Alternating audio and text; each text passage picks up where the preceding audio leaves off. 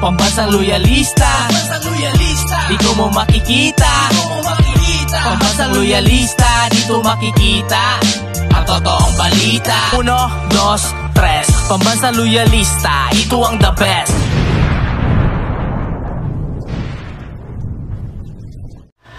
Masayang araw po, mga ka-PL. Abay, pinagkaguluhan lang naman si Pangulong Bongbong Marcos ng mga kababayan nating OFW sa bansang Saudi Arabia. Nagmistulang campaign rally po sa ingay, mga ka-PL, habang may bit-bit po na bandera ang mga kababayan nating OFW, sabay sigaw na BBM, BBM, di ba?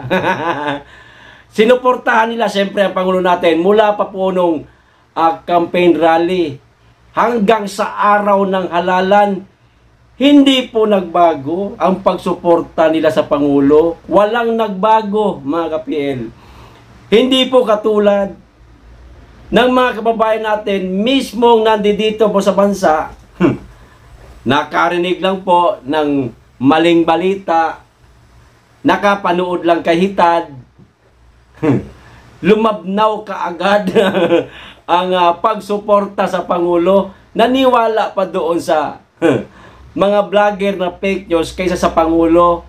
O ito po ang video, panoorin po natin. Pero bago po tayo magsimula, makikisuyo po sa mga hindi pa nakasubscribe.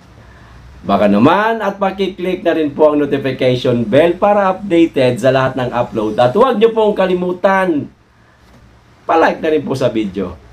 Maraming salamat, makikisuyo. Sigurado ako, mga ka-PL. Yung mga kababayan natin na OFW sa Saudi Arabia na dumalo po sa pagbisita ni Pangulo sa bansa ng Saudi, imposibleng hindi ho yan nakapanood kahitad. Pero hindi po nabilog ang ulo ng mga kababayan natin ni hitad. Wa effect.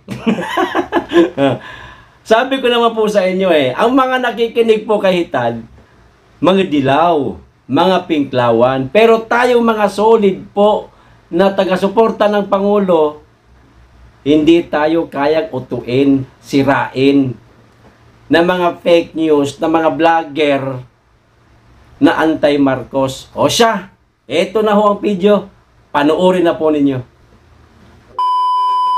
Nandito na ang Tigre ng Norte, ang ika-17 Pangulo ng Republika ng Pilipinas, Ferdinand R. Marcos Jr.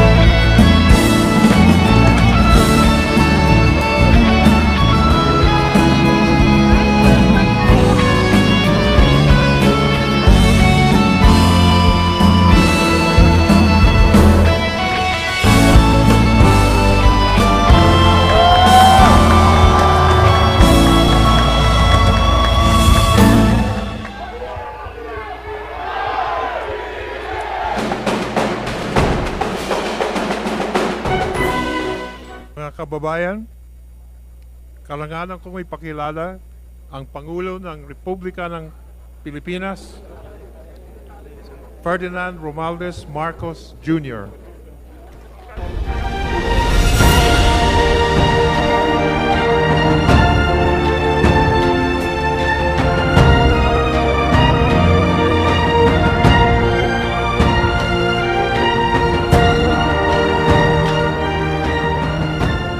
Lahat ng ating mga bisita, ladies and gentlemen, mga minamahal kong kababayan, salamat po sa pagdalo ninyo ngayong gabi. Nagpapasalamat din po ako na pinaunlakan ninyo ako at ang ating paanyaya upang magkita tayo dito sa Saudi Arabia. It is always an honor and a pleasure to spend time with the great Filipino community of Saudi Arabia. I wish to recall the first time, yung unang pagpunta ng isang Pangulo rito sa Kingdom of Saudi Arabia ay ang taong 1982. At ang pumuntang Pangulo rito ay ang aking ama na President Ferdinand Marcos Sr. He came to Saudi Arabia, he had a state visit to meet His Majesty King Khalid bin Abdul Aziz Al Saud, to renew the good relations between the Philippines and Saudi Arabia, and to reassure the kingdom that both countries will remain great friends. And I, as his son, and now as president, will continue in that tradition. Ipapagpatuloy po natin. At yan po, ang naging bahagi sa ating pagpunta rito ay para kausapin ulit ang ating mga kaibigan dito sa Saudi Arabia, at hindi lamang sa Saudi Arabia, kung hindi dito sa Middle East, upang tiyakin na ang kalagayan naman ng ating mga mamamayan, ng ating mga Pilipino ay nasa mabuti. At kung may problema man, ay pinag-usapan natin at kaya po nating ayusin. I have come on the gracious invitation of His Majesty King Salman bin Abdulaziz Al Saud and His Royal Highness Crown Prince Mohammed bin Salman Al Saud to participate in the inaugural ASEAN Gulf Cooperation Council Summit. Dahil miyembro po tayo ng ASEAN, ang Pilipinas ay talagang nais i-promote ang friendship at pagandahin ang relasyon ng ating iba't ibang mga bansa at iba't ibang mga tinatawag na regional blocs. The Philippines' vibrant individual relationships with the GCC countries, ang GCC countries, the Kingdom of Saudi Arabia, ang UAE, Qatar, Kuwait, the Sultanate of Oman, Bahrain, are special because of the millions of Filipinos who have worked and lived and continue to thrive here. Dito lamang sa Saudi Arabia, ang Pilipino ay baka malapit ng aabot ng 1 milyon dahil nasa 760,000 na yata tayo. At dito sa Gulf States, ito yung mga nabanggit kong mga bansa, 2.2 million ang Pilipino na nakakalat po diyan. At naaalala ko po that the tremendous impact that overseas Filipinos have had on the Filipino economy. I would be remiss, of course, if I do not speak of the difficulties and the challenges that you have all encountered. Lahat po kayo ay nagsakripisyo na kayo ay nakahiwalay sa inyong mga mahal sa buhay, sa inyong mga pamilya, sa inyong bansa. But your incredible determination and resilience are truly impressive. On behalf of the government of the Philippines, I convey my gratitude and express my admiration to each and every one of you. You serve as an inspiration to us all. The knowledge and the skills that you have acquired, yung inyong galing at sipag habang kayo'y nandito, have proven to be invaluable assets to the Philippines. Kaya't sasabihin ko sa inyo, dahil pag nakausap ko po ang yung mga leader po ng mga bansa, ngayong kanina lang umaga, ay nag-uusap kami. Bago pa ako makapag-hello, makapagbati, lagi nila lang sinasabi, ang galing-galing ng mga Pilipino dito sa amin. Ang husay-husay ng mga Pilipino sa amin. Ang babait, ang sisipag ng mga Pilipino rito. Kaya naman, talaga naman pagka naririnig natin ang national anthem ay talagang nakakataba ng puso dahil sa inyo. Pagpunta po namin dito, talaga naman ang nararamdaman po namin, proud to be a Pinoy. Maraming salamat sa inyo. So continue to share your experiences to our countrymen and bring technical expertise back to the Philippines. Your efforts have not gone unnoticed. I look forward to your return. With your help, the Philippine government's reintegration programs will continue moving forward towards a brighter future for our country and for our people. Bilang mga huwaran at ulirang kasapi ng lipunan, kayong mga OFW ang pinakamahusay na kinatawan sa kultura ng Pilipinas. As cultural ambassadors have shown the people of the world the kindness, the warmth of the Filipino. You have all contributed to the promotion of the Philippines as a remarkable tourist destination. Lahat po na magkaroon ng OFW at dumami na at nakikilala po tayo, nakakatulong po yun dahil sa sinasabi nila, ito mga Pinoy na nakilala namin, ang gagaling nila, ang huhusay magtrabaho, ang babait, mapagkatiwalaan. Iniiwan yung mga bata sa atin dahil hindi sila nangangamba na baka hindi mabuti ang pagkaalaga sa mga anak nila. Kaya naman nasa puso na nila ang pagmamahal ng Pilipino. Yan po ang inyong ginawa.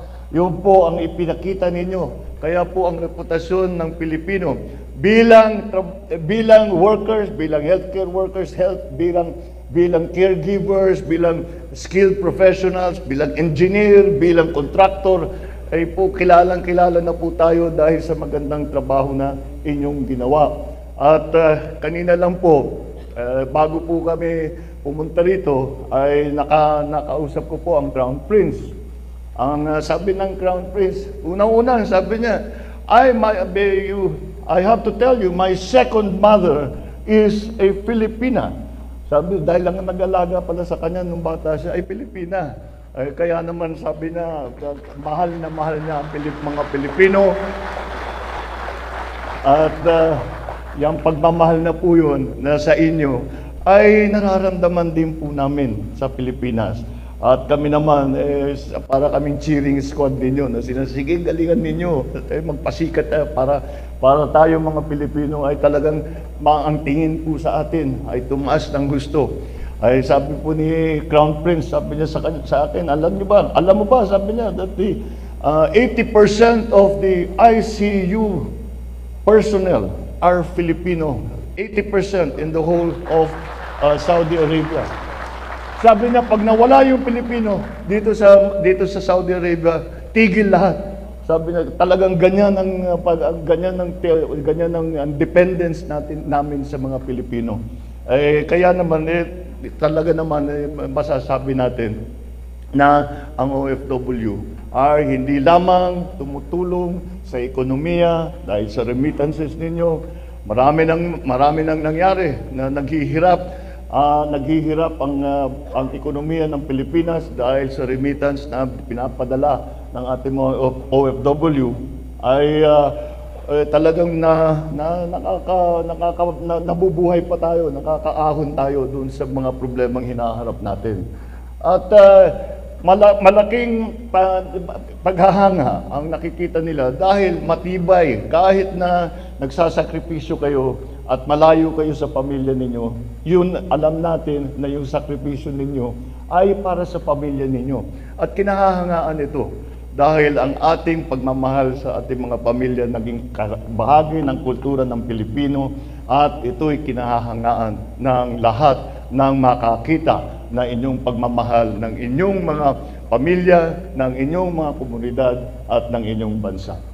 I find that sense of family amongst the Filipino community very inspiring, as do our friends, the locals where the OFWs work, supporting one another, helping distressed kababayans are traits worth emulating. A strong sense of community is incredibly important. especially for migrant workers. I request that the Filipino community in Saudi Arabia continue to help one another. At dito po tayo naging magaling dahil tayo ay nagtutulungan sa isa't isa. At hindi na tayo nagtatanong. Basta't may nakita po tayo, yun ang ating ipinagmamalaki. Kung maalala ninyo, nung kampanya, yun ang aking sinasabi. Ang ugali ng Pilipino, ganyan talaga. Pagka may nakita nahihirap, ay tutulungan. Lalong-lalo na pag Pilipino, nakita, may pangangailangan, gagawin ang lahat para ibigay sa kanila yung pangangailangan na yan. At yan talaga, nasa kultura na po natin. Ito po ay ang isang nagpapatibay sa inyong nagiging karanasan kapag kayo ay lumalayo sa Pilipinas at kayo ay nagtsatsaga at kayo ay nagtatrabaho ng mabuti. Yan po ang para hindi tayo po mawala ng inspirasyon. Yan po ang bahagi ng kultura natin na hindi pinapayagan na makalimutan natin ang mga malalapit sa atin. But also the government is part of this process. We are committed to providing solutions to ease the lives of overseas Filipinos. I have instructed all the government agencies to utilize digital technology to streamline previously lengthy processes. The OFW Pass, for example, is a digital technology solution that removes the need for paper requirements, making returning to your country of work more convenient. Ito po ay inspirasyon din po ni Secretary Toots Ople, ay tinutuloy lang po namin. Further, we remain committed to developing Philippine economy and improving the lives of the Filipino people in general. Kaya't sa mga kababayan ko dito sa Saudi Arabia, maraming pong salamat sa inyo. Naway patuloy kayong magpagpalain ng may kapal. At bago po ako makapagtapos, hindi ko po maaaring tapusin ang aking pagsalita na hindi ako magpasalamat sa isuporta na ibinigay ninyo sa nakaraang halalan sa aming dalawa ni Inday Sara.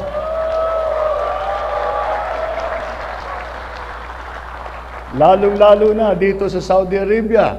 Hindi naman kami nakapagkampanya rito, pero kayo ay lumabas at nagbigay ng inyong, nagparamdam kayo ng inyong pagmamahal at inyong pagsuporta.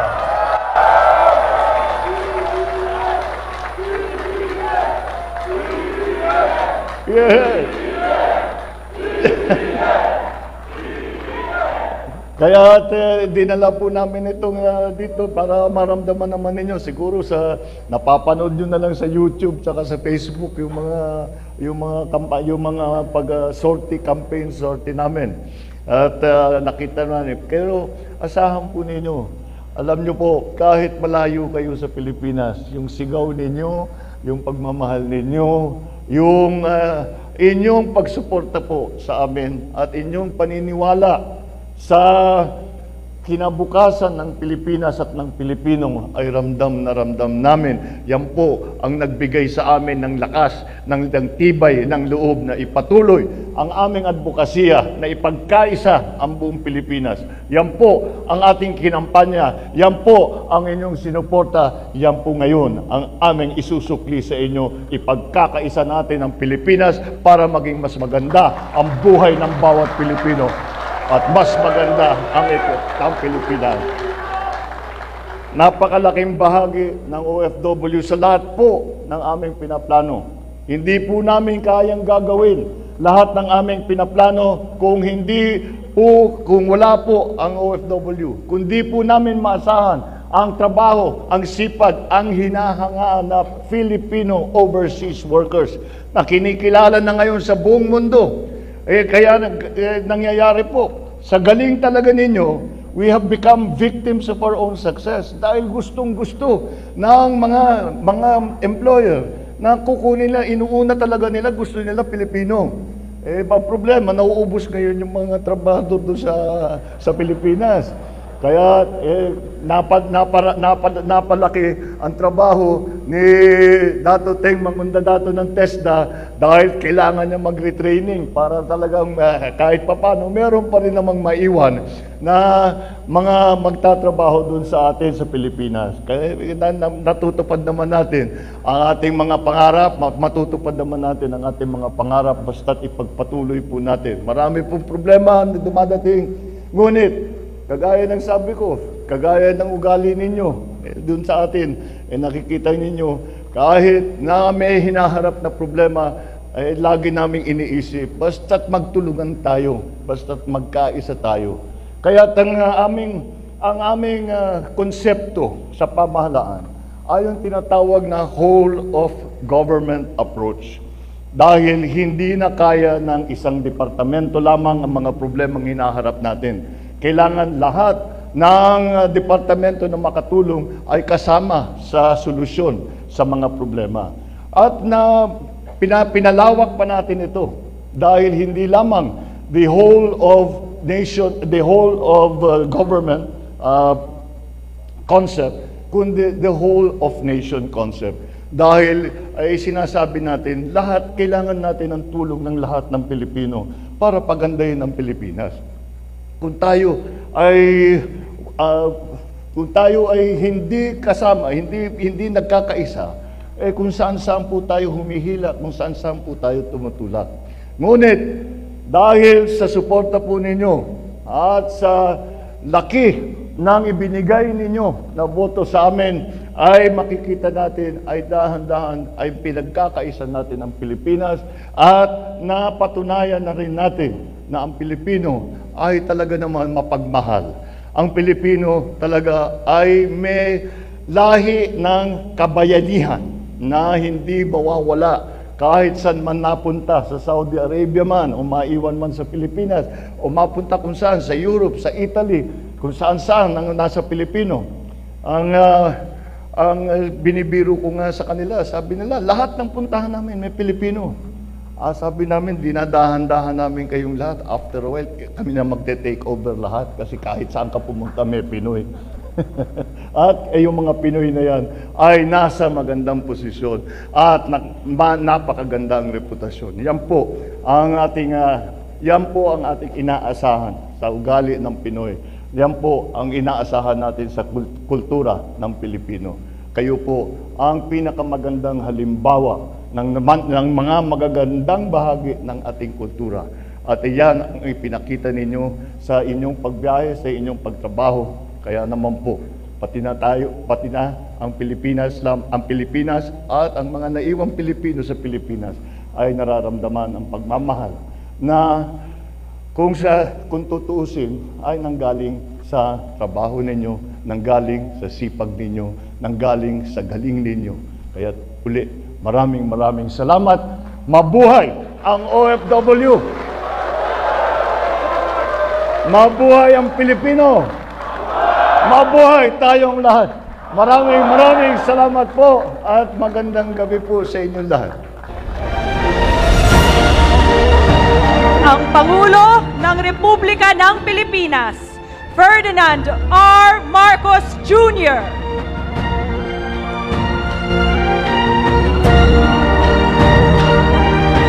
At ngayon, sabay-sabay po nating iwagayway ang ating bandila at awitin natin ng buong puso ang Ako ay Pilipino.